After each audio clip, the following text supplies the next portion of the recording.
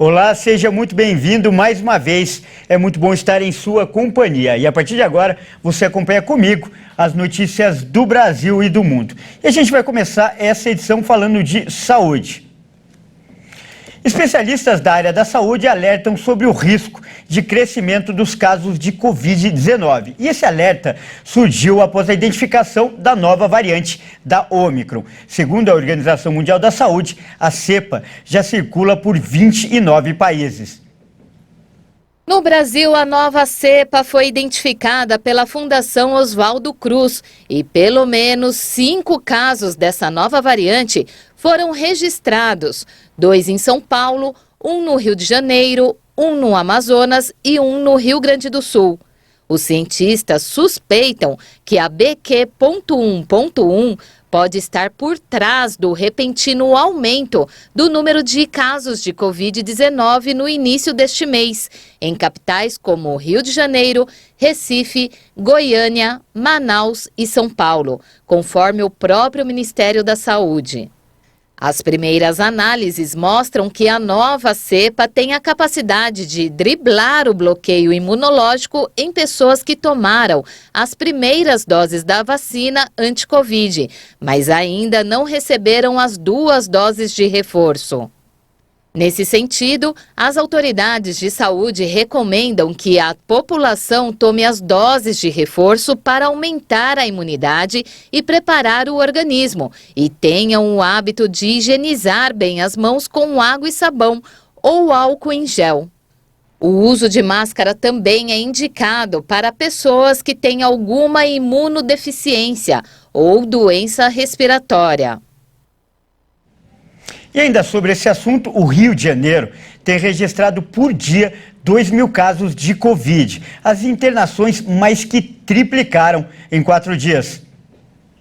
A cidade do Rio de Janeiro registrou um aumento muito expressivo no número de casos nas 2 últimas semanas. Somente nesta semana foram registrados cerca de 2.000 casos de Covid-19 por dia. E segundo a Secretaria da Saúde, as internações decorrentes das doenças mais que triplicaram em 4 dias, passando de 28 para 88 pessoas. A procura pelos testes diagnósticos também cresceu e chegaram a 10.000 em um único dia. A taxa de positividade, que estava em 6% na segunda semana de outubro, pulou para 29% nesta semana. A Secretaria avalia se há necessidade de mobilizar locais especiais para testagem, como ocorreu em janeiro com o pico da variante Ômicron do SARS-CoV-2. Na época, a cidade chegou a fazer mais de 330.000 testes em uma única semana e teve média móvel acima de 20.000 casos confirmados por dia. A recomendação é que pessoas com sintomas respiratórios utilizem máscara e, se possível, pessoas que tenham algum tipo de comorbidade ou ainda não se vacinaram, que também utilizem a máscara e se vacinem. E ainda sobre esse assunto, a Fiocruz alertou que, além do estado do Rio de Janeiro, há aumento de casos de Covid no Amazonas, no Rio Grande do Sul e em São Paulo. E já que a gente está falando de Covid, agora um alerta importante para os pais. O Ministério da Saúde começou a distribuição de vacinas contra a Covid para crianças com menos de 3 anos que tenham comorbidades. 1 milhão de doses da Pfizer estão sendo entregues para todos os estados. Começou nesta quinta-feira a distribuição de 1 milhão de doses de vacinas pediátricas contra a Covid-19 destinadas a crianças com idade entre 6 meses e 3 anos com comorbidades. Os imunizantes da Pfizer devem ser enviados a todos os estados e o Distrito Federal até o fim desta sexta-feira. O Ministério informou ainda que, neste momento, a vacinação para essa faixa etária está restrita para crianças com comorbidades. A ampliação do grupo ainda depende de avaliação pela Comissão Nacional de Incorporação de Tecnologias no SUS. A recomendação da pasta é que o imunizante contra o novo coronavírus seja aplicado simultaneamente às demais vacinas do calendário vacinal ou em qualquer intervalo na faixa etária de 6 meses de idade ou mais. Mais de 1 milhão de doses de Coronavac para vacinação de crianças e adolescentes foram entregues pelo Instituto Butantan para o governo federal. O carregamento com lote vai para o centro de distribuição do Ministério da Saúde em Guarulhos.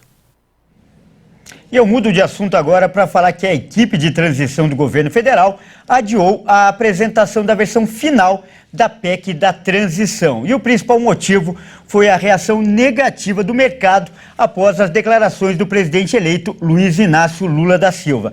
A equipe de transição decidiu deixar a proposta para a próxima quarta-feira. O líder das negociações, o senador eleito Wellington Dias, diz que o grupo sentiu a necessidade de voltar a conversar com Lula para tratar de novas sugestões que foram apresentadas pela Câmara e também pelo Senado. Ele falou que todo o esforço é para conseguir o máximo de entendimento com o Legislativo.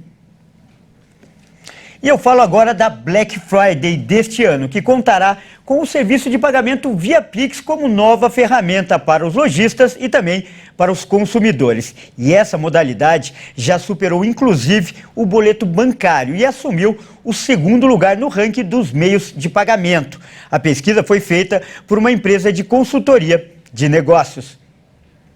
Segundo o levantamento, o Pix já é aceito por 81,4% dos estabelecimentos virtuais no Brasil, enquanto o boleto está presente na rotina de 75,8% dos vendedores.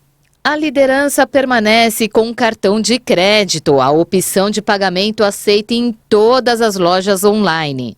O estudo mostra ainda o Pix como ameaça ao débito com potencial para chegar a 93%, considerando o segmento de lojas que não operam com essa forma de pagamento, mas que aceitam algum tipo de recebimento à vista, débito bandeira ou banco ou boleto.